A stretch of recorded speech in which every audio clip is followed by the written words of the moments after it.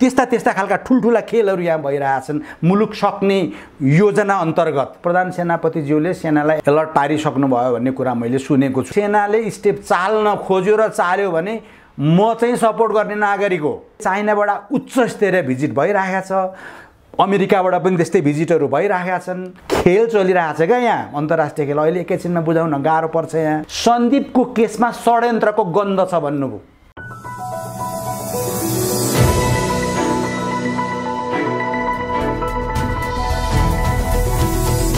हिमाल online TV. समाज र राजनीति भनेको एउटा सिक्काका दुईटा पाटा हुन्।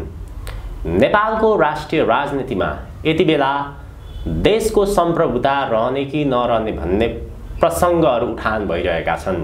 त्यसैगरी नेपाली समाजको कुराकानी गर्ने हो भने समाजमा अहिले विभिन्न प्रकारका घटनाहरू अगाडि आइरहेका छन्।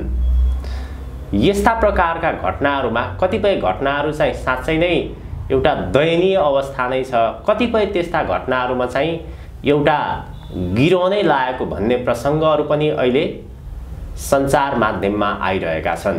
यी विषयहरू के हुन्? आज हामी देशको सम्प्रभुतासँग जोडिएको, समाजसँग जोडिएको विषयलाई उठान गर्दैछौँ।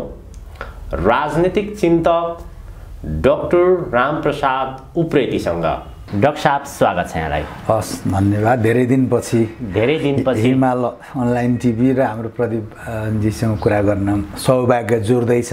हजुर। त्यो पनि आज भोलि बुवाको श्राद्ध हो। श्राद्ध तिथि पर्छ र आज एक छाकी भन्छ, चोखो नितो बस्ने, पवित्र जिउलाई मनलाई विचार सबै पार्ने पावन दिनमा कुरा गर्ने अवसर जुट्यो। खुसी पनि पवित्र समयमा हजुर हजुर हो। मलाई मेरो पितृहरूको आशीर्वाद प्राप्त भइराखेको जस्तो लागेको छ। देशको राष्ट्रियताको विषयमा, सार्वभौमसत्ताको विषयमा अथवा अहिले देशसँग जोडिएका थुप्रै प्रश्नहरू छन्। हजुर। विभिन्न कोणबाट हामी छलफल पनि गर्दै आइरहेका छौँ। अलिकति आजको प्रसङ्ग चाहिँ गम्भीर प्रश्नबाटै सुरुवात गरौँ न। हुन्छ। यो नागरिकता विधेयक हजुर जसरी अगाडि बढ्दैछ, हजुर, यसमा विज्ञ जानकारहरू के भनिरहेका छन् भने हजुर यो विशेष गरी भारतको निकै लामो समयदेखि यसमा रुचि छ। हजुर। भारतको रुचि अन्तर्गत यो नागरिकता विधेयक अगाडि बढिरहेको छ। हजुर। अहिले यहाँहरू जस्तो एउटा बौद्धिक जसले यसका पछाडिका षड्यन्त्रहरूलाई बडो गहिरो ढङ्गबाट अध्ययन गरेर हजुर यो कुनै पनि हालतमा राष्ट्रपतिले प्रमाणीकरण गर्नु हुँदैन भनेर भनिरहनु भएको छ। स्वयं अहिले त महामहिम राष्ट्रपति पनि बडो सक्रियपूर्वक लागिरहनु भएको छ, छलफल चलाइरहनु भएको छ। अब यसमा एउटा गम्भीर प्रश्न चाहिँ के हुन सक्छ भने हजुर यो देशको सम्प्रभुतासँग जोडिएको विषय। हजुर। यो सवालमा हजुर नेपाली सेनाको प्रसङ्ग आउँछ। सुरुवातमा मैले नेपाली सेनाको प्रसङ्ग जोडेँ। हजुर। नेपाली सेनाको जो एउटा संरचना छ, जो संवैधानिक दायराभित्र बाँधिएको छ नि, हजुर, नेपाली सेना चाहिँ कति बेला मात्र बाहिर आउने हो भने हजुर जब 50,000 सङ्ख्यामा जनता अथवा लाखौँको सङ्ख्यामा जनता सडकमा आउँछन्, त्यसपछि बाध्यात्मक परिस्थितिमा सेना बाहिर निस्किन्छ। हजुर। कानुनी व्यवस्था त्यस्तो छ भनेर भनिन्छ। हजुर। जसरी यहाँहरू जस्तो व्यक्तित्वले, स्वयं राष्ट्रपतिले यो त देशको सम्प्रभुतासँग जोडिएको विषय हो हजुर भनेर भनिरहनु भएको छ। हजुर। अहिलेको प्रतिनिधि सभा, हजुर, गठबन्धन सरकारले हजुर जसरी यसलाई प्रमाणीकरण गर्नको लागि प्रचण्डको भाषामा भन्ने त धम्की शैलीमै गइरहनु भएको छ। हजुर। यसमा अहिले सेनाले तत्काल खेल्नुपर्ने भूमिका हो कि होइन, अथवा यसलाई कसरी रोक्न सकिन्छ यो परिस्थितिमा? राम्रो समसामयिक र राष्ट्रियतासँग जोडिएको प्रश्न सोध्नुभयो। यो निकै संवेदनशील छ। तपाईँले भन्नुभयो जस्तै निकै संवेदनशील कुरा हो।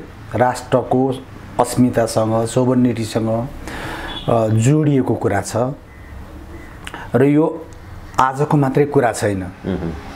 निकै वर्ष अगाडि, धेरै वर्ष अगाडि जब राजा वीरेन्द्र हुनुहुन्थ्यो, उहाँले पनि यो नागरिकता सम्बन्धी कुरा चाहिँ सर्वोच्चमा फिर्ता पठाइदिएको कुराहरू पनि छन्।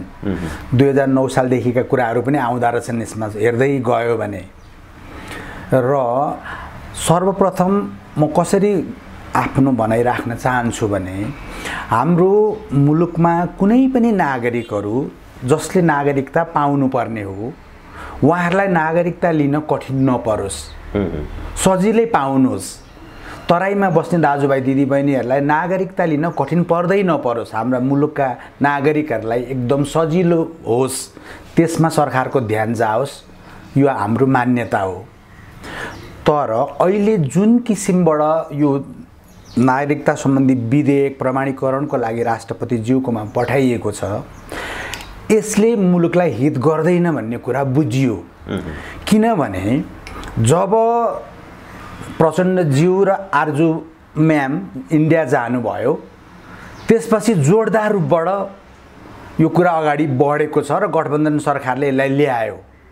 नेपालभित्रका कसलाई चाहिँ मार्का परेको हो कि त्यो तोक्नु पर्यो र देखाउनु पर्यो, मान्छे हामीले पनि देख्न पाउनु पर्यो, होइन भने प्रचण्डज्यूले भने जस्तै गरेर तराईमा मैले अब मिलाएँ, अब 7 लाखको नागरिकता हुने भयो भनेर उहाँले भाषण पनि गरिसक्नु भयो र राष्ट्रपतिलाई धम्क्याउँदै पनि हुनुहुन्छ। यो भनेपछि अब धम्कीको शैलीहरू पनि आइसक्यो। त्यस्तै गरेर हिजो कतार नेभिसँग के को नामबाट ढुङ्गामुढा पनि हुँदै थिए, राष्ट्रपतिका पुतलाहरू पनि डढाइँदै थिए। त्यसपछि झनै हामीलाई अब शङ्का बढ्यो, यो गम्भीर षड्यन्त्र छ र मुलुकलाई, हाम्रा मुलुकका नागरिकहरूलाई अल्पमतमा पार्ने एउटा ठुलो डिजाइन छ। हेर्नुहोस्, यो चाहिँ अब अहिले त यो खालि भारतको मात्रै कुरा रहेको पनि छैन, हामीसँग शरणार्थीको रूपमा अन्य देशबाट आएका, उत्तरतिरबाट आएका पनि होलान्, अन्तबाट आएका पनि होलान्। र मुलुकलाई के गरिँदैछ भने यो मुलुकलाई चाहिँ युवाविहीन पारिदियो एकातिर, यो डिजाइन छ यसभित्र। हाम्रा राजनीतिक दलका नेता विशेष ज्यूहरूलाई खुसी पार्दाखेरि उहाँहरूले सबै थोक गरिदिइहाल्नुहुन्छ, मानिहाल्नुहुन्छ। मुलुकमा स्वरोजगार गर्ने, कृषि उत्पादन गर्ने, रोजगारी सृजना गर्ने र आफ्ना युवाहरूलाई मुलुकमा लगाउने सबै ऊर्जाहरू चाहिँ अर्काका मुलुकमा, अर्काको सेवामा पठाउनुहुन्छ भनेपछि एउटा खेल त्यहाँ छ। मुलुकलाई गरिब पारिराख्ने, कङ्गाल पारिराख्ने, युवाविहीन पारिराख्ने, नेताहरूलाई किनिराख्ने, यस्तो खालको खेल देखियो। र एउटा मात्रै आशाको केन्द्र भनेको अहिलेलाई हामीलाई एउटा लास्ट आशा भनेको चाहिँ सम्माननीय राष्ट्रपतिज्यू हो। जीवनकालमा म प्र्याक्टिकल कुरा गर्छु ल, एउटा यो उहाँकै जीवनसँग जोडिएको कुरा। जब उहाँ क्षेत्र नम्बर 1 मा उठ्नु भएको थियो सेतो साडीमा, त्यो बेलामा चुनाव जिताउनमा बेहद खट्ने मान्छे हो क्या म। र उहाँलाई व्यक्तिगत रूपमा पनि र कमरेड मदन भण्डारीलाई त एकदम व्यक्तिगत रूपमा पनि राम्रोसँग चिनेको हुनाले म चाहिँ अहिलेको स्टेपको लागि उहाँलाई 1000 सलाम गर्न चाहन्छु। उहाँले 15वटा बुँदाहरूको जिज्ञासा राखेर यसको यो के हो भनेर जिज्ञासा राख्न, सोध्न पठाउनु भने फिर्ता। यदि हाम्रा सभासदज्यूहरू जो अहिले गठबन्धन बनाएर बहुमतमा हुनुहुन्छ, उहाँहरूले त्यसको एन्सर दिनु पर्थ्यो। किनभने सबैभन्दा सर्वोच्च व्यक्ति कोही छ भने चाहिँ सम्माननीय राष्ट्रपति नै हो। सेनाको पनि परमाधिपति उहाँ नै हो। उहाँको मातहत आफ्नो परमाधिपतिले भनेपछि सेनाले अर्डर मान्नुपर्छ, यो त सामान्य कुरा हो, यो बुझिन्छ त्यसरी। त्यस अर्थमा उहाँले फिर्ता पठाउनु भयो र फेरि पनि उहाँले त्यो पास प्रमाणीकरण गर्नु हुँदैन भन्ने हाम्रो कुरा हो। चाहे उहाँले राजीनामा दिनु परोस्, चाहे उहाँले महाअभियोग भोग्नु परोस्, चाहे ढुङ्गा मुढा गर्दै गरून्, बाटोमा टायर बाल्दै गरून्, जब मुलुकको अस्तित्वसँग, मुलुकको धेरै कुरासँग जोडिएको कुरा उड्छ भने मुलुकभन्दा ठुलो केही पनि होइन। सबभन्दा पहिला मुलुक हो, त्यसपछि मात्रै पार्टी हुन्, त्यसपछि मात्रै पार्टी विशेषका नेताज्यूहरू हुन्। त्यसकारण धाक धम्की गरेर होइन, जनताको मन जित्नुपर्छ। यो किन ल्याइएको थियो र त्यो सोधिएका प्रश्न, जिज्ञासा राख्न खोजिएका सम्माननीय राष्ट्रपतिज्यूसँग आवश्यक पर्ने थिएन भने किन पठाएको, आवश्यक पर्थ्यो भने किन जवाफ नदिएको, कुरा सिधा छ। त्यसकारण हामीलाई हाम्रा नेताज्यूहरूप्रति अहिले विश्वास रहेन। आवश्यक पर्यो भने मुलुकलाई सक्नु पनि हुन्छ कि क्या हो भन्ने हामीलाई डाउट छ, किनभने विभिन्न खालका खोलानाला बेचेका रेकर्डहरू छन् हामीसँग। त्यसकारण राष्ट्रपतिज्यूको कदम ठिक छ। अब तपाईँले सोध्नुभयो सेनाको विषय। सामान्यतया म एउटा डेमोक्रेटिक विचार भएको मान्छे भनौँ न, प्रजातन्त्रप्रति विश्वास राख्ने र संसारकै सबैभन्दा उत्कृष्ट प्रजातन्त्र भएको बेलायतबाट पढेर आएको मान्छे, संसारभरिका डेमोक्रेटिक प्र्याक्टिसेसहरू देखेको बुझेकै पनि मान्छे अलिअलि भन्छु म। संविधानविद त होइन, तर पनि थाहा हुन्छ नि त कुन मुलुकमा कसरी चल्दो रहेछ, कुनमा कसरी थाहा हुन्छ, सामान्य ज्ञान त हुन्छ नि। त्यसको नाताले म के भन्न सक्छु भने सेना चाहिँ सरकारको मातहतमा नै हुन्छ र मुलुकको कार्यकारी भनेको चाहिँ हाम्रो प्रधानमन्त्री नै हो। जनताले सबै अधिकार प्रधानमन्त्रीलाई दिएको छ र हाम्रो चाहिँ एउटा कार्यकारी एक्जिक्युटिभ प्रेसिडेन्ट त होइन नि त। त्यस अर्थमा सरकारले भनेको कुरा चाहिँ मान्नुपर्ने हो सेनाले। तर त्यो सरकारले अथवा दल विशेषका नेताहरूले मुलुक नै सक्ने भए, मुलुकलाई नै अल्पमतमा पार्ने भए, मुलुकको चारपट्टिबाट सीमाहरू मिचिन थालियो हैन। जस्तै कुनै पनि राष्ट्र विरोधी मान्छे होइन, तर कालापानीमा सेनाहरू हामीले शरण दिएर बसेका हुन्। त्यो सेनालाई फिर्ता पठाउनको लागि राजनीतिक दल विशेषका युवा विशेषहरूले के हेरेर बस्नु भएको छ? राष्ट्रपतिलाई अहिले पास गर भनेर चल्ने ढुङ्गाहरू, त्यहाँबाट ती सेनाहरू फिर्ता पठाऊ भनेर चाहिँ किन आवाज उठ्दैनन्? त्यस्तै गरेर लिपुलेक लिम्बुया धोराका कुराहरू छन्। त्यहाँ हाम्रो जमिनमा हेर्दै बाटो बनाइयो, चुचे नक्सा गायब पारियो। युवाहरूमा अलिकति पनि मुलुकप्रति माया छ, स्नेह छ भने ती आवाजहरू, ती जुलुसहरू, ती राको बल्ने जुलुसहरू कता गए? किन उठ्दैनन्? हेर्दै जानु। त्यसकारण मुलुक सकिने अवस्था, किनभने हाम्रो सेनाप्रति म गौरव गर्छु, नेपाली सेनाप्रति म गौरव गर्छु। मुलुकलाई माया गर्छ यसले भने पृथ्वीनारायण शाहदेखिको कुरा आउँछ हाम्रो सेना भन्ने बित्तिकै। र हाम्रो सेनाले आवश्यक परेको खण्डमा बाहिर निस्किनुपर्छ, अथवा परमाधिपतिले मलाई सेनाको जरुरी पर्यो र यो अहिलेको व्यवस्थाले मुलुक सक्ने भयो भन्ने लागेर अर्डर दिनुभयो भने त सम्माननीय राष्ट्रपतिज्यूको स्टेप त जनताले ताली बजाएर स्वागत गर्नेवाला छन्। किनभने यो संविधान नै हामीले लेखेको होइन, अरू कसैले लेखेको। र सीपी गजुरेलज्यूको म रिफरेन्स दिँदै भन्छु, जब प्रचण्डजी र बाबुरामजीले इन्डियामा शरण पर्नुभयो त्यसपछि 12 बुँदै हुँदै मुलुक सक्ने योजना छ। र म मेरो छिमेकी राष्ट्र मित्र राष्ट्रलाई हेर्नु भगवान राम र सीताको कुरा आउँछ, म सम्मान गर्छु। नेपाल सानो छ, यसलाई जति धेरै माया गर्नुभयो त्यति तपाईहरुलाई पनि राम्रो, उत्तरतिरलाई पनि राम्रो।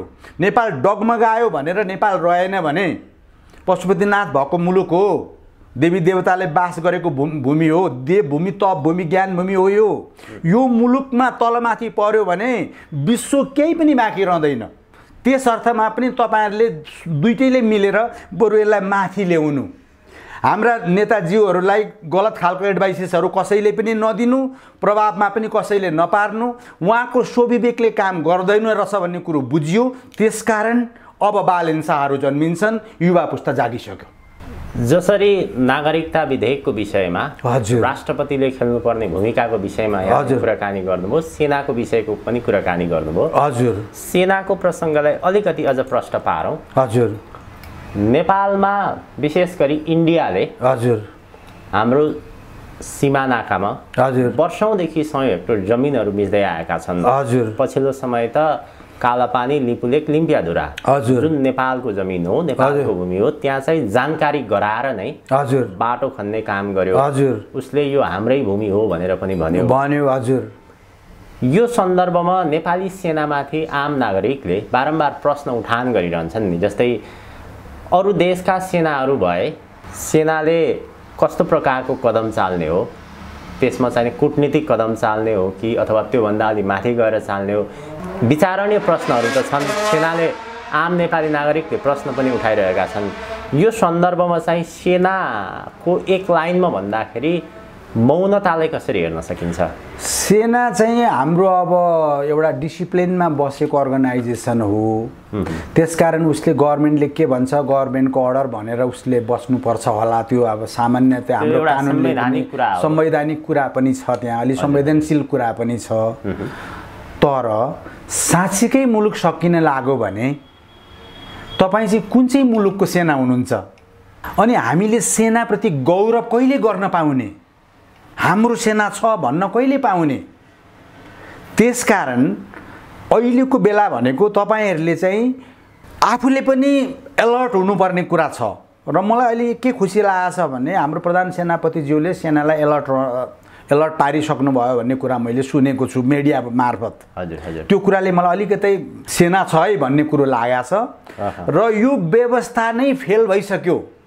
जुन व्यवस्थाले मुलुकमा उन्नति गर्न सकेन, युवाहरू बेचेको बेचै छ, भ्रष्टाचार गरेको गरै छ, गरिबी बढेको बढै छ, अन्यायमा पर्ने अन्यायमा परेका परै छन् भनेपछि अनि यो संहिता नै किन चाहियो हामीलाई? लदाएको कसले? मागेको थियो कसले? हाम्रो जानकारीबाट मेरो मतदानबाट ल्याएको हो र संहिता नेपाली नागरिकहरूको अभिमतबाट ल्याइएको होइन नि संहिता। यो त यो संहिता जुन प्रादेशिक संरचना छ, अहिले एकातिर प्रधानमन्त्री भन्नुहुन्छ कर्मचारीलाई खुवाउने तलबै छैन, पैसै छैन, विदेशमा माग्नुपर्छ भन्ने, अनि ऋण ल्याइ हामीले छोटा महाराजाहरू किन पाल्नुपर्ने? त्यसकारण क्लियर कट कुरा छ, नेपाल जोगाउने हो भने नेपाल जसले जोड्यो उसको वंशजलाई अभिभावकको रूपमा शिरमा राख्ने हो। स्पष्ट कुरा। नेपाल वैदिक कालदेखिको वैदिक सनातन हिन्दू राष्ट्र हो, विश्वको एकमात्र। हजुर हजुर। त्यसमा हामीले गौरव गर्न पाउनुपर्छ। देशभरिका सबै धर्म संस्कृतिहरूले मौलाउन पाउनुपर्छ। त्यसलाई रिप्लेस गर्ने होइन। हामीलाई आयाती धर्म चाहिएको छैन। जुन कुरा अहिले भइरहेको छ, ठुलो गेम भइरहेको, कहिले होली वाइनको कुरा उठ्छन्, कहिले के कुराहरू आउँछन्, निरपेक्षता ल्याइएको थियो कि किन, कसले कसलाई के बिगारेको थियो, सबै मिलेर बसेकै थियौँ त। अहिले त मुस्लिम बुद्धिस्टहरूले पनि नेपाल हिन्दू राष्ट्र हुनुपर्छ भन्न थालिसके त। त्यसकारण यो दुईटा कुरा होइन, एउटा त हामीलाई अब यो गणतन्त्र गाणतन्त्र भयो, यसलाई झिक्नुपर्छ। हाम्रो त अब चुनाव आउँदैछ, असोज 1 गतेपछि कोही पनि सभासद हुँदैनन् सबैको सिद्धिको। सबै नागरिक भयो नि त। नागरिक भएको हुनाले म पनि यस मुलुकको नागरिक भएको र जीवनमा केही हुन्छ कि मुलुकमा भनेर वर्षौँ वर्षसम्म खुन पसिना मैले पनि बगाएको हुनाले मैले अधिकार राख्छु बोल्ने। त्यो अधिकारभित्र बसेर म के भन्न चाहन्छु भने गणतन्त्र भनेको गाणतन्त्र जस्तो भयो। यो संहिताको प्रादेशिक संरचनालाई कोल्याप्स नगर्ने हो भने मुलुक सकिन्छ। उहाँहरूले गरेको मोजमस्ती, उहाँहरूलाई पाल्नुपर्ने, उहाँहरूलाई दिनुपर्ने तलब सुविधा भत्ता आदि उदि हेर्ने हो भने मुलुक कोल्याप्स हुन बेरै लाग्दैन। एकातिर आएर तिनै हाम्रा दाजुभाइ, हाम्रा छोराछोरी भाइ बहिनीहरू बाहिर गएर खुन पसिना गरेर रेमिटेन्स पठाउँछन्, अर्कोतिर आएर चाहिँ मुलुकमा भ्रष्टाचारी व्याप्त छ, कारबाही हुँदैन। फेरि भ्रष्टाचार गर्छु, भ्रष्टाचारीको मुखै हेर्दिन पनि भन्छन्, कहिले आफै भ्रष्टाचारमा लिप्त भएको कुराहरू आइरहेको छ, खोजीनीति हुँदैन। त्यसकारण हामी गम्भीर मोडमा छौँ र सेनाले स्टेप चाल्न खोज्यो र चाल्यो भने म चाहिँ सपोर्ट गर्ने नागरिक हो। किनभने मलाई मेरो मुलुक चाहियो, मुलुक जसले जोगाउँछ। म पार्टी विशेषको कुरा गर्दिनँ, जुनसुकै पार्टी भए पनि भयो, जसले गरे पनि भयो, तर पहिला मुलुक जोगाऊ। अनि मुलुक छ भने यो नेपालभित्र त नेपालीहरू हाम्रा नागरिकहरूको बहुमत हुनुपर्छ नि त।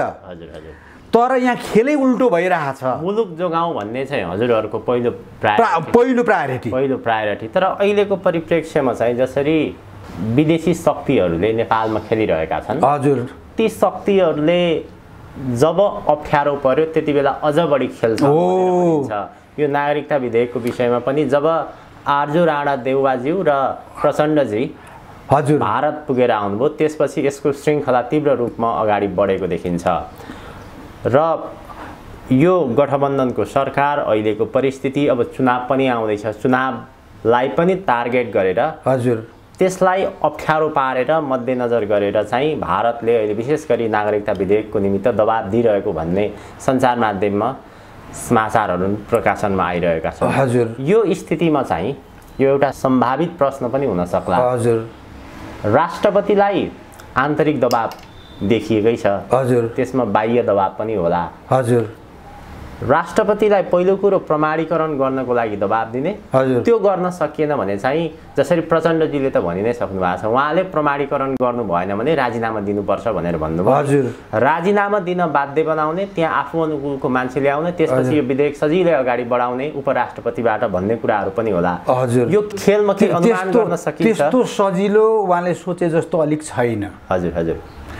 किन छैन भने राजीनामा मागेको किन, पहिला त त्यो कारण आउँछ नि। कुन कारणले गर्दा सम्माननीय राष्ट्रपतिले राजीनामा दिनुपर्ने, त्यो कुरा आउँछ पहिला। त्यो प्रत्येक नेपालीको जान्न पाउने अधिकार छ। राष्ट्रपतिले के चाहिँ गरिदिनु भएन र राजीनामा मागियो। अब त उहाँले राजीनामा माग्दाखेरि खुरुक्क राष्ट्रपतिले दिने कुरै आउँदैन। नेपाली जनताले चाहिँ राजीनामा मागेको छ कि छैन त्यहाँ हेर्ने हो अब चाहिँ। किनभने अब संसदै छैन, सबैको बराबर अधिकार छ। हामी पनि नागरिक हौँ यो मुलुकका। असोज 1 गतेपछि, असोज 4 सम्म त उहाँलाई म्यादै छ। त्यसपछि राजीनामाको कुरा रह्यो, ल माग्नु नै भयो भने नदी नहुनु पर्ने भयो। प्रचण्डजीसँग साह्रै नै डर लाग्यो अथवा अन्तर्राष्ट्रिय दबाब साह्रै नै धेरै परेर दिनुपर्ने भयो भने यो कुरा सोधेको, यसकारण जबरजस्ती गरियो भनेर स्वेच्छा। अब मैले त के भन्नु र, म त एडभाइजर पनि होइन होइन। अर्को कुरो महाभियोग लगाउँछौँ भन्ने कुरा पनि छ। राष्ट्रपतिज्यूले त्यो झेले पनि हुन्छ, केही फरक पर्दैन। महाभियोग लागेर हटायो भने हटाउन्न बाबा, के भयो त।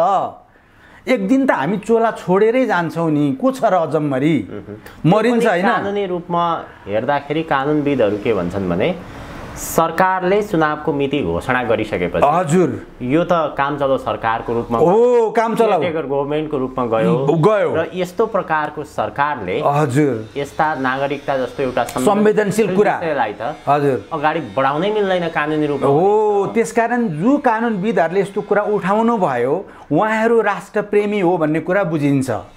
उहाँ असल अधिवक्ता, असल वकिल, असल न्याय क्षेत्रका व्यक्ति भन्ने चिनिन्छ। किनभने कानुन मलाई भन्दा उहाँहरूलाई थाहा हुन्छ। अब चुनाव घोषणा गरिसकेपछि मङ्सिर 4 सम्म त अब यो सरकारले कर्मचारी सरुवा बढा त गर्न पाउँदैन भने त्यत्रो धेरै मान्छेलाई नागरिकता दिने जस्तो कुरा 10 लाख 7 लाख त उहाँले नि भनिसक्नुभयो। 7 लाखको बाटो खोले है मैले अब भनेर भाषणै आइसक्यो। त्यो कताबाट आउने कि मतदान मात्रै गर्न आउने हो, मतदान गर्ने अनि उहाँलाई जिताउने, त्यस्तै खालको। किनभने अभिव्यक्तिहरू अब हाम्रो आजु म्याम र प्रचण्डज्यू चाहिँ एकदम फुरुङ्ग परेर अब आउनु भएको छ र नागरिकतामा जबरजस्ती जस्तो गर्न खोज्दै हुनुहुन्छ होइन। र उहाँले भनिसक्नुभयो म अब प्रधानमन्त्री हुने हो, अब राम्रोसँग काम गर्छु भन्ने खालका कुराहरू आएका छन्।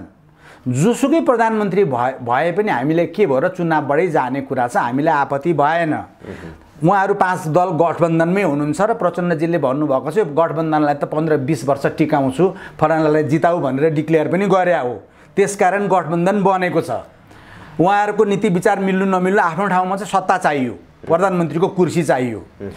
अब त्यस्तै खालको लोभ त आर्जु म्याम त होला नि त। देउपा ज्यू पछि त प्रधानमन्त्री त आर्जु म्याम त बनाउने होला नि। काङ्ग्रेसमा त अरूको त कसैको केही दम देखिएन। काङ्ग्रेसभित्र त जिउँदा काङ्ग्रेस चाहिँ जगन्नाथ पौडेलज्यू देखेँ, बिपी पछि अरू आकल झुक्कल नाम सुनिन्छन्। होइन भने सक्कली काङ्ग्रेस त कहाँ रहेछन् र। बिपीका जस्ता काङ्ग्रेस हामी खोज्दा रहेछौँ, गणेशमान जस्ता, कृष्ण प्रसाद भट्टराईज्यू जस्ता मान्छेहरू खोज्दा रहेछौँ। तर त्यस्तो होइन रहेछ काङ्ग्रेसमा अहिले। काङ्ग्रेस भनेको चाहिँ मुलुकमा उसलाई मतलब भएन। त्यस्तै गरेर अन्य पार्टीहरू सत्ता चाहियो। त्यसकारण यो खेलमा अब नेपाली जनता यति एलर्ट भए, यति सेन्सिटिभ पारे।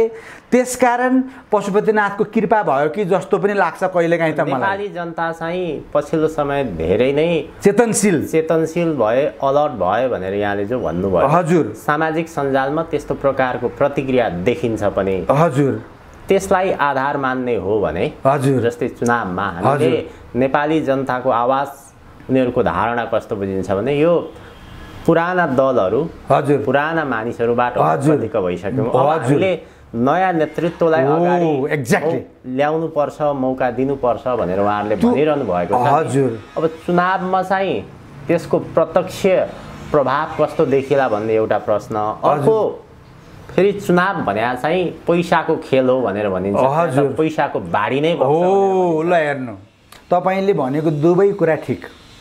पैसाको बाढी बगाउँछन् किनभने उहाँहरूसँग पैसा प्रशस्त छ क्या।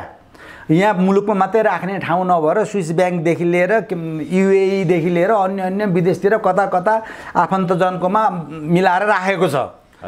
यति धेरै छ कि त्यो हिसाबै छैन। त्यसकारण तर त्यो त्यसरी किन्न पनि नसकिने भयो अहिलेका मतदातालाई। किनभने काठमाडौँ महानगरपालिकामा पनि नागरिकहरू चेतनशील विवेकशील भइसकेछन् क्या। निकै धेरै पैसा खर्च गर्ने सक्ने दलहरू पनि थिए होला। जम्मा 3 लाख रुपियाँ खर्च भएछ हाम्रो मेयरज्यूको। शानदार तरिकाले चुनाव जित्नुभयो र अहिले विश्वकै नमुना एउटा चाहिँ अहिले टक अफ द टाउन भन्छ। नेपालको मात्रै होइन कि अहिले त उहाँको चर्चा त संसारभरि भइरहेछ। एउटा मेयर जसले यत्रो हिम्मत गरेर आफ्नो सम्पदाहरू बचाउन खोजिरहेको छ। चाहँदाखेरि एउटा मेयर अहिले त उपमेयरलाई पनि र अरू सबै मेम्बरहरूलाई धन्यवाद दिन चाहन्छौँ महानगरपालिकालाई, किनभने उहाँहरूको टिम वर्क हो। यसमा सबभन्दा म खुसी चाहिँ कहिले भएँ भने उपमेयरले एमालेबाट राजीनामा दिएर एमालेज्यूहरूका ठुल्ठुला व्यापारी घरानाहरूमा डोजर चलाउन सहयोग गर्नुभयो मेयरज्यूलाई। यो भन्छ टिम स्पिरिट। यो भन्छ यङ पिपलहरू चाहिँदो रहेछ, मुलुकलाई माया गर्ने मान्छे चाहिँदो रहेछ, आफ्नो धर्म परम्परा संस्कृति सम्पदा जोगाउने मान्छेहरू चाहिँदो रहेछ भन्ने प्रमाण भयो। र अहिले कुनै पनि वडा अध्यक्षहरूले विरोध गरेको कुरा आउँदैन, किनभने आयो भने उहाँहरूको सिद्धियो पोलिटिकल डेथ हुन्छ। सबैले केयरफुल्ली हेरेका छन्। र विशेष गरी अस्तिको इन्द्र जात्राको घटना त मेरो जीवनको एउटा यति राम्रो यति आनन्द लाग्यो त्यो देख्दा। मलाई मात्रै होइन देशैभरि र संसारैभरिका नेपालीहरू खुसी भएछन् क्या। कस्तो खुसी भएछन् भने कालो सिसाभित्र को गयो को आयो अर्थ रहेन, तर हिँड्दै हिँड्दै एउटा पढे लेखेको gold medalist structural engineer mayor टक टक टक मेयर उपमेयरहरू जाँदाखेरि जुन हाई हाई पाउनुभयो नि, जीवनकालमा त्यति हाई हाई पाउने हो भने मर्न पनि मजा आउँछ क्या। ओहो यस्तो हाई हाई पाएको थिएँ भनेर। त्यस्तो होस् न, लिडर भनेको चाहिँ त्यस्तो हुनुपर्ने हो।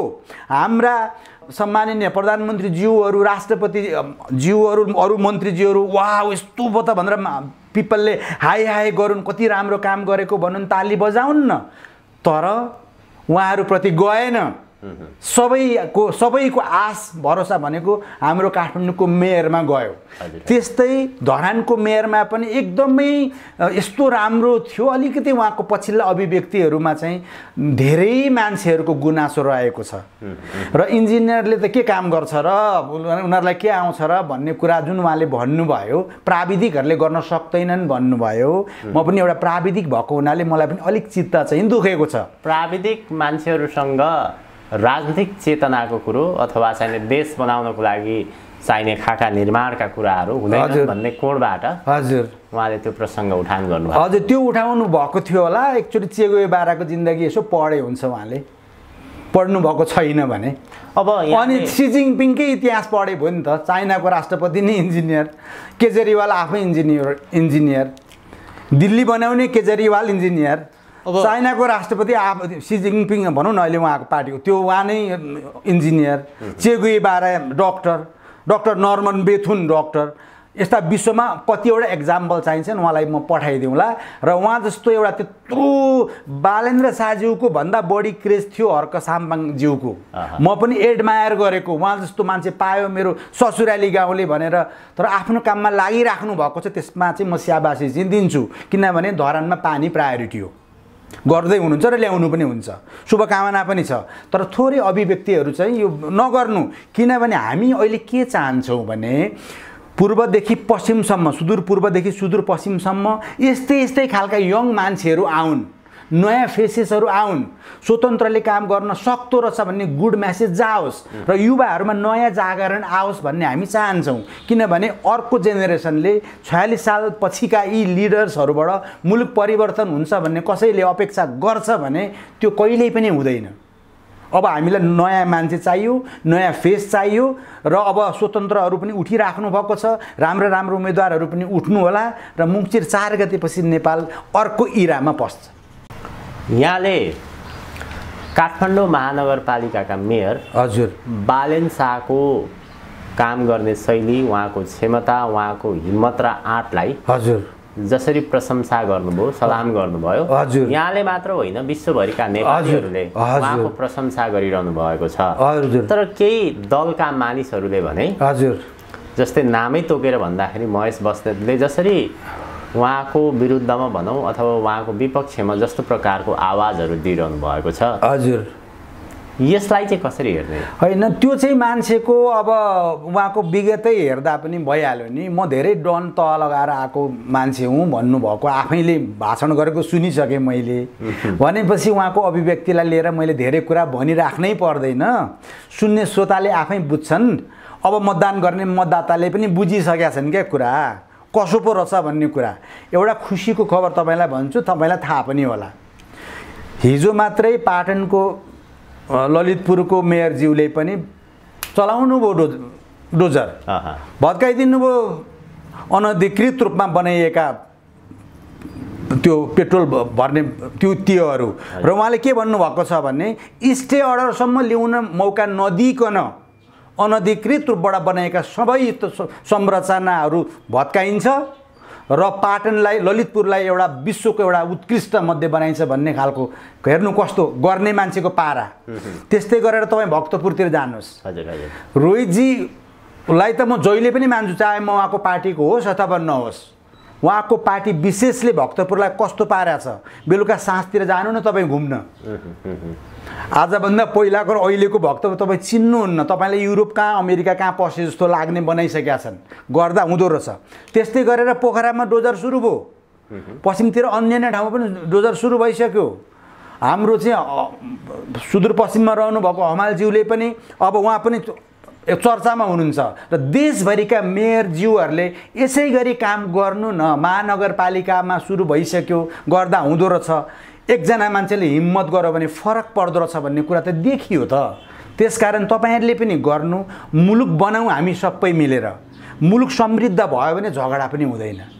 मुलुक गरिब भयो भने मात्रै गरिबीको कारणले तछाड मछाड भएको हो। समृद्ध हुँदै गएपछि आफ्नै काममा मान्छे व्यस्त हुन्छ न, कसैको टिप्पणी गर्ने, कुरा काट्ने। युरोप अमेरिका अस्ट्रेलियातिर फुर्सदै हुँदैन, भ्याउँदैनन्, आफ्नै काम गर्छन्। त्यसकारण हामी पनि राम्रो हुने कोसिस गरौँ। हामी कोहीभन्दा गरिब छैनौँ, बरु सबैभन्दा धनी चाहिँ छौँ, सबैभन्दा सुन्दर देशमा पनि छौँ, मेहनती पनि छौँ। हामीले किन दुःख पाउनु पर्ने कुरा चाहिँ त्यहाँ हो, चित्त दुख्ने। ठाउँ ठाउँमा यस्ता चाहिने स्वतन्त्र मेयरहरूले हजुर देशको निमित्त राम्रो काम गरिरहनु भएको छ। हजुर उहाँहरूको प्रशंसा पनि त्यही ढङ्गले अगाडि आयो। एउटा नाम छुटेछ, एउटा नाम भन्न छुटेछ, त्यो चाहिँ भन्छु, म दोहोऱ्याउँछु किनभने हिमाल धेरै भ्युवर्सहरू हुनुहुन्छ, उहाँ समक्ष पनि पुगोस्। सुमन सायमी भन्ने चाहिँ हाम्रो अहिलेको मेयरज्यूको प्रत्याशी। हजुर हजुर, सुमन सायमी है प्रत्याशी। कति राम्रो मान्छे हुनुहुँदो रहेछ भने योचोटि त अब उहाँले त्यो इलेक्सनमा समाउ हार्नुभयो, तर मुलुकलाई चाहिने चाहिँ एउटा असल नागरिकको रूपमा उहाँलाई म लिन्छु। किनभने उहाँले हारे पनि हाम्रो अहिलेको मेयरज्यूलाई टीका लगाउँदै विजय जुलुसमा निक्लिनु भयो क्या। कति राम्रो शिष्टता, कति राम्रो कल्चर देखाउनु भयो उहाँले। त्यो कुरा साह्रै मन परेको छ र त्यो क्षेत्रका वासीहरूलाई तपाईँहरूसँग त्यति राम्रो मान्छे हुनुहुँदो रहेछ, स्वतन्त्र रूपमा हुनुहुँदो रहेछ। अब उहाँ कुनै ठाउँमा उठ्न खोज्नुभयो अथवा यही संसदमै संसदीय इलेक्सनमा भाग लिन खोज्नुभयो भने खोजी उहाँहरू जस्तो मान्छेलाई मत दिन म यहीँबाट अनुरोध पनि गर्छु हाम्रा आदरणीय मतदाताजीहरूलाई। Suman Sayami very sweet personality, उहाँले एउटा प्रजातान्त्रिक चरित्र देखाउनु भयो। त्यो राम्रो, हाम्रो संस्कार चाहिँ त्यस्तो हुनुपर्छ। हजुर हजुर, अब ठाउँ ठाउँमा राम्रा कामहरू पनि भइरहेको छ। हजुर, ठाउँ ठाउँमा बालेन शाह जस्ता, हर्क साम्पाङ जस्ता राम्रा मान्छेहरूले पनि हजुर उहाँहरूले राम्रै काम पनि गरिरहनु भएको छ। तर नेपाली समाज पछिल्लो समय हजुर आर्थिक क्षेत्रमा होस् विशेष गरी सामाजिक क्षेत्रमा जो विकृतिका कुराहरू अगाडि आइरहेका छन् हजुर अब यो विषयमा कुराकानी नगर्दा पनि यो मान्छेको दैनिक जीवनसँग जोडिएका विषयहरू छन् यो बलात्कारका केसहरू यस्ता विषयहरू पनि तपाईहरुले उठान गर्नुपर्यो यो किन के कारणले नेपालमा यो प्रश्न मैले किन पनि हजुरलाई उठान गर्दैछु भने यहाँ धर्मप्रति अध्यात्मप्रति अत्यन्त आस्था राख्ने व्यक्तित्व एकदम हो पूजा पाठ सबै कुरो गर्नुहुन्छ एकदमै अब विशेष गरी चाहिँ यो महिलासँग जोडिएका प्रश्नहरू हजुर र यौन हिंसा बलात्कारसँग जोडिएका प्रश्नहरूमा चाहिँ त्यस्ता ठुलठुला महापुरुषहरू पनि यहाँ गएर चाहिँ चुकेको देखिन्छ फसेको देखिन्छ पछिल्लो समय नेपालका अभिनेता राष्ट्रिय खेलाडीहरू पनि यसमा जोडिएका छन् यो विकृति हुनुको प्रमुख कारण के हो यसमा दोष कानुनको हो अथवा चाहिँ संस्कृतिको हो छोटकरीमा यसलाई कसरी भन्नुहुन्छ यसमा चाहिँ छोटकरीमा भन्नुपर्दा नारीलाई सम्मान गर्ने संसारमा कुनै पनि राष्ट्र छ भने मातृशक्तिलाई नारीलाई सम्मान गर्ने संसारमा कुनै पनि राष्ट्र छ भने त्यो नेपाल मात्रै हो। हामीले नारीलाई महालक्ष्मी महासरस्वती महाकालीको रूपमा मान्छौँ पूजा गर्छौँ त्यो रूपमा हामी मान्छौँ ज्ञान पनि धन पनि शक्ति पनि त्यसरी पूजा गर्ने कल्चरमा हुर्केको मान्छे हो हाम्रो संस्कृति भनेको त्यो हो। हामी आमाहरूलाई बहिनीहरूलाई छोरीहरूलाई श्रीमती सबैलाई एकदमै आफ्नो एकचोटि बिहा गरेपछि सात फेरा लगाएर गरेपछि हामी 7 जन्म अरू माग्छौँ त्यो कल्चर हाम्रो हो। तर पछिल्ला दिनमा नेपालमा धेरै कुराहरू जुन हुनु हुँदैन त्यो भइराखेको छ जस्तै नागरिकता सम्बन्धी कुराहरू आयो या अरू मुलुकका मान्छेहरूलाई पनि त्यो पाउँछन् नागरिकता त्यो खेल अन्तर्गत आएको हो र कसरी नेपाललाई ड्यामेज पार्न सकिन्छ कसरी नेपाललाई चाहिँ एउटा एकदमै कमजोर पार्न सकिन्छ अथवा यसलाई मर्न पनि नदिने बाँच्न पनि नदिने अर्थात् पेटभरि खान नदिने आधा पेटमा राख्ने आधा पेटमा राखेपछि उ चाहिँ अब गरिब पारिराखो भने त यसो लेबरको रूपमा मगाउन पनि पाइयो अरू प्रयोजनमा युज गर्न पनि पाइयो अनि त्यस्तो खालको एउटा भित्री डिजाइन छ क्या यहाँ नभएदेखि अहिले चाइनाबाट उच्च स्तरीय भिजिट भइरहेको छ अमेरिकाबाट पनि त्यस्तै भिजिटहरू भइरहेका छन् हाम्रो साउथबाट हाम्रो इन्डियातिर भारतबाट पनि ठुल्ठुला भिजिटहरू भइरहेका छन् त्यो नेपाललाई माया गरेर नेपालीको उन्नति प्रगति होस् भनेर भन्दा पनि खेल चलिरहेछ क्या यहाँ अन्तर्राष्ट्रिय खेल अहिले एकैछिनमा बुझाउन गाह्रो पर्छ यहाँ धेरै कन्फ्युजन हुन्छ यसमा पनि खेल छ है। अब यसमा मलाई चाहिँ के लाग्छ भने हजुर गल्ती छ गल्ती गरेको कसैले पनि गर्न हुँदैन बलात्कारको त झन् हुँदै भएन गरेको छ कानुन बमोजिम सजाय देऊ किनभने म कानुन मान्ने मान्छे हो मुलुकको सबै संरचना दिएका नीति नियमहरू मान्ने मान्छे हो। तर नेपालमा धेरैवटा रियल रेप भएका छन् रियल रेप मात्रै होइन रेप पछि मारिएका पनि छन् साना बालिकाहरू पनि मारिएका जङ्गलमा रेप गरेर घटना छन् तिनीहरू चाहिँ वास्तवमा रियल घटना रियल रेप भनेको चाहिँ निर्मला पन्तको चाहिँ रियल रेप थियो मारियो त्यस्तै पूर्वतिर पश्चिमतिर अहिले साना बालिकाहरू धेरै हुँदा धेरै खालका विकृतिहरू मुलुकमा आए यो सबै कुराहरूमा चाहिँ धेरै चर्चा कहिले पनि पाएन क्या कहिले पनि पाएन।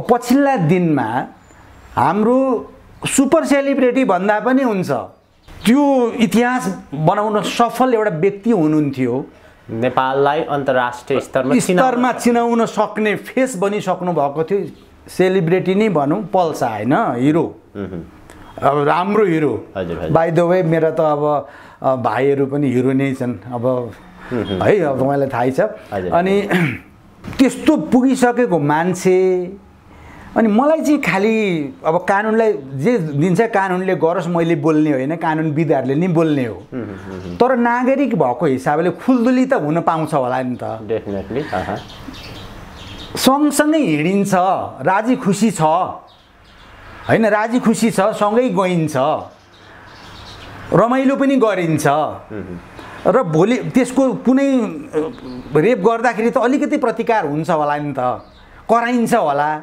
बाहिर भनिन्छ होला, जङ्गलमा लगेर रेप गरेको हो कि होटलमा कोठामा लगेर रेप गरेको, त्यो पनि कुरा आउला हैन। अब हेर्नु यहाँ फेरि मलाई चाहिँ फेरि अपराधी हो भने तुरुन्तै छोड भन्ने कुरा होइन, मनमा लागेको खुल्दुली मात्रै भन्दैछु। कानुनले सही तथ्य दियोस्, निसाब दियोस्, केटालाई पनि दियोस्, केटीलाई पनि दियोस्। केटो पनि अन्यायमा चाहिँ केटा मान्छे पनि नपरुन्, केटी पनि नपरुन्, कोही पनि नपरुन्, न्याय चाहिँ सबैको लागि बराबर होस्, त्यो मेरो मान्यता हो। तर निकै लामो समयपछि आएर क्लेम गरियो नि त। रेप भइसकेपछि कम्प्लेन गर्नुको साटो रेप भएको थियो भने त बुवा आमालाई भनिन्छ होला, बुवा आमाले पनि तँ अब त्योसँग नहिन भनिन्थ्यो होला, कारबाहीको प्रोसेस रेप भएको नेक्स्ट डेबाटै सुरु हुन्थ्यो होला नि त। निकै लामो समयपछि सँगसँगै हिँडेको कुराहरू पनि आएको छ। आखिरमा बलात्कार होइन रहेछ भने त कोर्टले नै भनिसक्यो। जसरी महाराज्यूलाई पनि पछि सफाई दियो त कोर्टले, उहाँलाई सकिसकेपछि, उहाँको मानमर्दन गरिसकेपछि एउटा त्यत्रो भनौँ न सभामुख जस्तो एउटा सम्मानित व्यक्तिलाई नङ्गियाएर संसारभरि नाङ्गो पारेर नेपालको बेइज्जत गराएर सफाई दियो। आखिरी त होइन रहेछ त, त्यो त सफाई पाएपछि त अब त सरकारले र त्यो गर्ने मान्छेहरूले त माफी माग्नु पर्थ्यो मेरो मान्यतामा चाहिँ, कि सफाई नै पाउनु हुँदैन थियो। त्यस्तै गरेर बलात्कार होइन रहेछ भनेपछि अब राजी खुसी छ, जहाँसम्म एजको कुरा छ, ललाई फकाइको कुरा छ। अहिले मेरो 7 वर्षको सानो 6 वर्षको सानो नातिलाई म फकाउन सक्दिनँ, उसले बरु मलाई सिकाउँछ। त्यति एडभान्स भइसकेको छ अहिले एज। 10 वर्ष 12 वर्ष 14 वर्ष 15 वर्षका नानीहरू भाइ बहिनीहरू यति स्मार्ट छन् कि उनीहरूलाई अब अहिलेको यो टेक्नोलोजी इन्फर्मेसन सिस्टमले गर्दाखेरि उनीहरूले सबै कुरा बुझ्छन्। गोक्ते भएर केही थाहा नपाए जस्तो गरेर फकाउन सक्नुहुन्न तपाईँले। सबै कुरो थाहा छ अहिले, सबै कुरो थाहा छ क्या। 15 वर्ष 14 वर्षमै थाहा पाउँछन्। अब भनिसके त इन्टरनेटको एक्सेस अहिले बच्चामा पुगिसकेको छ, सारा इन्फर्मेसनहरू आउँछ हैन। अनि अहिलेका त्यसमाथि पनि पढे लेखेका हाम्रा बहिनीहरू भनौँ न, हाम्रा छोरीहरू पढे लेखेका छन् भनेपछि त्यति साह्रो लाटो ललिपप दिँदैमा सर्लक्क शरीर दिइहाल्ने त्यति साह्रो विक छन् भन्ने मलाई लाग्दैन। किनभने हाम्रा यही देशका अरू दिदीबहिनीहरूले के भन्नुभयो भने सन्दीपको केसमा षड्यन्त्रको गन्ध छ भन्नुभयो। दिनभरि गएर खाएको कुरा पनि आयो, एउटै प्लेटले एउटाले अर्कालाई खुवाउने, अर्काले अर्कालाई खुवाउने गरे, एउटा माया प्रेमको कुरा पनि देखियो। होस्टेल बन्द कतिखेर हुन्छ भन्ने कुरो थाहा पाउनु पर्ने, किन थाहा भएन हैन? यो त सिरियस कुरा छ नि त। किनभने यो सन्दीप लामिछानेज्यूको मात्रै कुरा होइन, ऊ भनेको राष्ट्र हो। मेरो मुलुकलाई, हाम्रो मुलुकलाई विश्वमा चिनाउने यस्तो प्रिय र यत्रो सम्भावना बोकेको मान्छे जसको नाम 1.25 अरब पपुलेसन भएको प्रधानमन्त्रीले नामै तोकेर भन्नुहुन्छ, त्यो लेभलमा पुगेको र संसारले चिनेको। बरु नेपालको नाम सुनेनन् होला, सन्दीप लामिछानेको नाम विश्वभरि सुनेका छन् मान्छेले। हेर्नु, त्यसो भएको हुनाले कतै किनभने अब यसो फुटेज त अलिकति देख्यो हुन त अहिले हामीले बोल्न मिल्दैन होला है, अब किन कोर्टमा गएको विषय हामीले बोल्नै हुँदैन होला। तर नागरिकलाई मनमा लागेको जिज्ञासा चाहिँ यस्तो पो के होला भनेर त पाइन्छ कि भन्ने हिसाबले मात्रै भनेको मैले। त्यो होटेलबाट निक्लेको एउटा टिभीमा फुटेज आइरहेको छ क्या, केटी मान्छेले नि लक गरेको छ त्यहाँ। हजुर हजुर, देखिन्छ त्यो, होइन त्यो देखिन्छ। अब अर्को इभिडेन्सको रूपमा रह्यो, नगरकोटतिरको कुरा छ, रेस्टुरेन्टमा खाएको छ, एउटै प्लेटमा खाएको छ।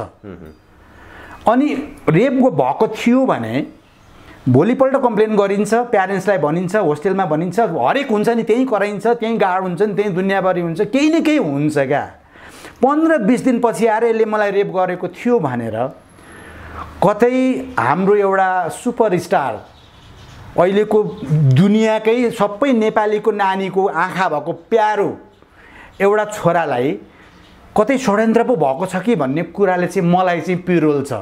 किनभने यो सन्दीप मेरो आफ्नै छोरा भन्दा पनि प्यारो जस्तो, किनभने विश्वमा चिनाएको छ र उसलाई त अब भनिहालेँ नि मैले, नेपाल नचिन्नेले पनि उसलाई चिनेर उसको मातहतबाट नेपाल चिनिँदैछ भनेपछि त्यत्रो सम्भावना बोकेको मान्छेलाई आरोप लाउन चाहिँ अब यदि मनको कुरो भनिदिन्छु तपाईँसँग चाहिँ प्रदीपजीसँग चाहिँ मन खुल्छ क्या कहिलेकाहीँ। हजुर हजुर। म चाहिँ नारी भइदिएको भए, मलाई रेप गरेको भए सन्दीपले, रियल रेप है, फेरि सहमतिको कुरा होइन, रियल रेप सहमतिमा गरेको कुरा त सहमतिको कुरै होटेलमा गएर सुतिएको छ, भोलिपल्ट आफैले चाबी लगाएर हिँडिएको छ, सँगै खाइएको छ, डुलिए त छोडिदिउँ। रियल रेप नै गरेको भए पनि म 17 वर्ष कि 16 वर्ष कि थिएँ भने म पीडा बरु खप्थेँ, तर म सन्दीपलाई म आरोप लाउने हिम्मत गर्दिनँ थिएँ, किनभने मेरो मुलुकको शिर म नेउर्याउन दिन्न थिएँ। म एउटा व्यक्ति विशेष बरु मरिदिन्थेँ होला, बरु मलाई केही लाग्दैन थियो, बरु म मरिदिन्थेँ। तिमीले मलाई रेप गर्यौ, अन्याय गर्यौ, बरु बाँच्दिनँ भन्न सक्थेँ होला म चाहिँ भइदिएको। मलाई कहिलेकाहीँ त्यस्तो पनि लाग्छ क्या, किनभने विश्वभरि त यो नेपालकै शानको कुरा पो छ त, यहाँ एउटा व्यक्ति विशेषको कुरा हो र। एक अर्को कुरो, सधैँभरि केटा पक्षको मात्रै गल्ती पनि नहुन सक्छ क्या। अन्डरस्ट्यान्डिङमा बा केटीले पो सेड्युस गरेको थियो कि त्यो वातावरण चाहिँ उसले पो बनाएको थियो कि के छ र, ऊ पनि एउटा यङ मान्छे हो, उमेरमा त्यो प्रकारको त्यो हुन सक्छ त, के ठुलो हो। अरू मुलुकको कुरा गर्नुहुन्छ भने तपाईँको 12, 14, 15 वर्षदेखि 16 वर्ष सबै संसारभरि नै त्यो एलाउ छ। हाम्रोमा चाहिँ उमेर बढाएर 18 पुर्याइएको छ। मत हाल्न 16 वर्षमा पाउने, ऊ चाहिँ सहमतिमा गर्नको लागि चाहिँ 18 वर्ष भनेको छ। त्यो चाहिँ किन हो म बुझ्दिनँ, कानुनविदहरूले बुझ्नु होला त्यो कुरा। तर यदि उनलाई तलमाथि भएको भए न्याय पाउन्, तर षड्यन्त्रको गन्ध छ, सन्दीपमाथि अन्याय चाहिँ हुनु हुँदैन, किनभने सम्पूर्ण विश्वभरि रहेका नेपालीहरूको मन रोको छ, आँखाबाट आँसु बगेका छन्। त्यो आँसुको भेलले बगाउला, जसले षड्यन्त्र गर्नु खोजेको छ भने। यदि छैन भने, रेप नै गरेको हो भने कानुनको दायरामा त जानै पर्छ, उपाय नै छैन, कानुनलाई त मान्नै पर्यो। तर न्यायालयले पनि कसैको दबाब या प्रभावमा परेर निसाब गर्नुहुन्न भन्ने कुरा म विनम्रतापूर्वक अनुरोध गर्न चाहन्छु, किनभने अहिले विशेष गरेर चोलेन्द्र शमशेरज्यू, हाम्रो सम्मानित संस्थाको प्रधान न्यायाधीशज्यूले जुन अभिव्यक्तिहरू दिइराख्नु भएको छ, हाम्रा न्यायाधीशज्यूहरू प्रभावमा पर्नु हुँदो रहेछ, राजनीतिक नियुक्तिबाट जानु हुँदो रहेछ, राजनीतिक घोषपेश हुँदो रहेछ, षड्यन्त्र महाअभियोग किन ल्याइएको रहेछ सबै नेपालीले, संसारभरि रहेका नेपालीले बुझिसके। त्यसकारण न्यायालयले किशोरीमाथि पनि अन्याय नगरोस् र सन्दीपमाथि पनि अन्याय नगरोस्, दोषीलाई कारबाही होस् भन्ने म चाहन्छु। र हाम्रा सबै युवाहरू, विशेष गरी 16 वर्ष 17 वर्षका भाइ बहिनीहरू, अब त्यो एज अब टिनेजर्स एउटा भनौँ न, ग्रोइङमा अब त्यस्ता खालका मिस्टेकहरू हुन सक्छन्, किनभने हजुरहरूले अनुभव गरेर आइसक्नु, हामीले त अनुभव गरिसक्यौँ। त्यस्तो हुन सक्छ नि त, एउटा उमेर छ, रहर लाग्यो, आकर्षण हुन्छ क्या, विपरीतसँग आकर्षण हुन्छ, मन मिल्यो भने हरेक थोक हुन सक्ला होइन। आखिरी त्यो जङ्गलमा लगेको पनि होइन, घाउखत पनि कुरो आएन, 15-20 दिनपछि यसो होइन त्यसलाई त गरौँ भनेर त्यो ग्याप भएको हुनाले खुल्दुली लागेको क्या। मलाई खुल्दुली चाहिँ ए बाबा रेप भएपछि त तुरुन्तै कराइन्छ, पुलिस कहाँ गइन्छ, बाबामालाई भनिन्छ, होस्टेलमा कराइन्छ, हरेक गरिँदैन र 15-20 दिनपछि भएको हुनाले कतै षड्यन्त्र पो छ कि कतै नेपालको जसरी अरूतिरबाट मान मर्दन हुँदैछ नि त। हाम्रा चाहिँ मदन भण्डारीलाई खोलैमा हालियो, राजा वीरेन्द्रलाई वंशै नाश पारियो, राष्ट्रवादी अडान भएका मान्छेहरूको मान मर्दन गरिन्छ। राष्ट्रिय इस्यु उठाउनु भयो भने तपाईँलाई पनि कारबाही गर्न सक्छन्, मिडियालाई पनि कारबाही गर्न सक्छन्। त्यस्ता खालका ठुल्ठुला खेलहरू यहाँ भइरहेछन्। मुलुक सक्ने योजना अन्तर्गत कतै हाम्रा सेलिब्रिटीहरू त्यसको षड्यन्त्रमा पो परे कि, अथवा कतै पैसाको लोभ देखाएर सुनिँदैछ 4 करोड 5 करोडको घर एउटा काठमाडौँमा हुन्छ भनेपछि जसो पनि गर्ने पनि छन् अरे भन्ने पनि सुनिन्छ हल्ला। त्यसकारण त्यसो पनि हुनसक्छ। अथवा आक्कल झुक्कलमा ऊ एउटा फ्यान थिइन्, आफ्नो सेलिब्रिटीसँग बस्न रमाइलो लाग्यो होला, गइन् होला, अब ललाइ फकाइ गरेर झुक्क्याएर त्यस्तो गरेको पनि होला। ऊ माथि पनि अन्याय नहोस्, न्यायालयले सत्य तथ्य छानबिन गरोस्। समय कतिपय अवस्थामा चाहिँ त्यस्ता रियल घटनाहरू पनि छन्, त्यस्ता केसहरू पनि छन्। कतिपय अवस्थामा जो अहिले नेपालको कानुन छ महिलालाई जसरी अलिकति माथि राखिएको छ त्यसले चाहिँ, जस्तै कोही राम्रा पुरुष मानिसहरू कोही सम्पन्न पुरुष मानिसहरू भेट्यो भने उनीहरूसँग सम्बन्ध बढाउने हजुर पछि पैसाको लागि प्रलोभनमा फसेर त्यसरी चाहिँ 20-25 दिनपछि अथवा पुराना केसहरू पनि त्यसरी दर्ता गरेको देखिन्छ। त्यो गरेको देखियो।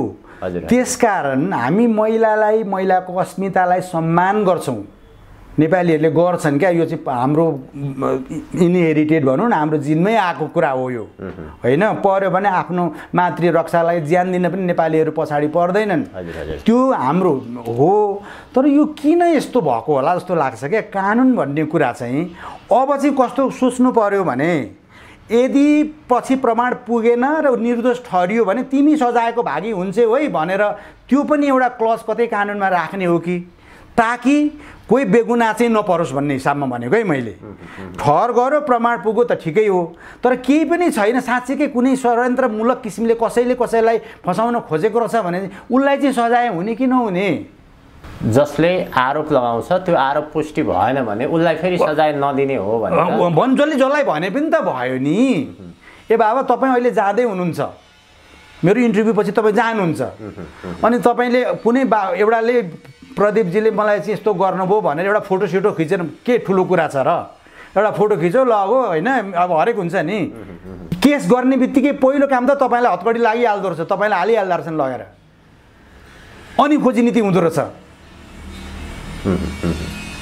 अहिले पल्सा के अरे हाम्रो सन्दीपजी यहाँ नभएर हो, भइदिएको भए त मलाई लगेर पक्रिओरी लगेर थुनेर राखिसक्ने र मुद्दाको प्रक्रिया अगाडि बढिहाल्थ्यो। प्रमाणित नभएका कुरामा अहिले हामीले किन बलात्कारी भन्छौँ? के हामीले सन्दीप लामिछानेलाई यहाँ भेटेका छौँ र हामीले सुनेका छौँ कुरा? उहाँले आफ्नो कुरो राख्न पाउने कि नपाउने?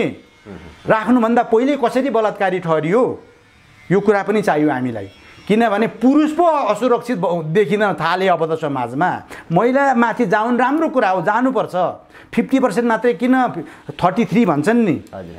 म त भन्छु 100% सबै महिलासँगै जाओस् न अधिकार, किनभने आमा हुन्। महिलामा सबै होस्, पुरुषलाई दया माया लाग्यो भने अलिअलि दिँदा हुन्छ, केही फरक पर्दैन। हुन पनि हो, डबल एक्स क्रोमोजम हुन्छ महिलामा, पुरुषमा एउटा मात्रै एक्स क्रोमोजम हुन्छ। वाइको त खासै काम पनि छैन, अलिकति मात्रै काम छ। डबल क्रोमोजम भएको शक्ति भएको धैर्य भनेको सहनशीलता भनेको सबै कुरा भनेको मातृ त्यसै भनेको होइन, नारीमा हुन्छ। त्यसकारण शक्ति जाओस्, तर त्यो शक्तिको दुरुपयोग चाहिँ नहोस्। तर हुँदो रहन्छ, किनभने नेपालका धेरै नारीहरूले, धेरैको मैले इन्टरभ्यूहरू हेरेँ, कतै अन्याय होला है, खबरदार बलात्कार पुष्टि भएको छैन भनेर सन्दीप लामिछानेज्यूमा अन्यथा नहोस् भन्ने खालका अभिव्यक्तिहरू नारीले नै दिनुभएको छ। त्यसकारण नारीबाट कहिले पनि त्यस्तो अन्याय हुन्छ जस्तो मलाई चाहिँ लाग्दैन र मेरो सम्मान छ सदा सर्वदा।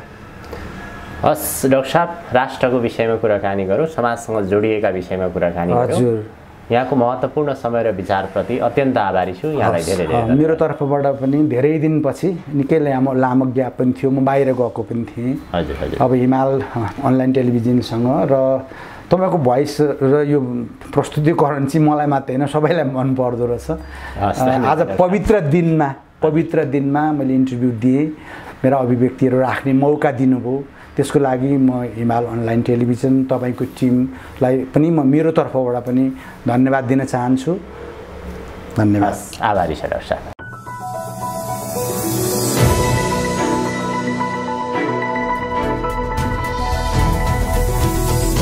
हिमाल अनलाइन टिभी।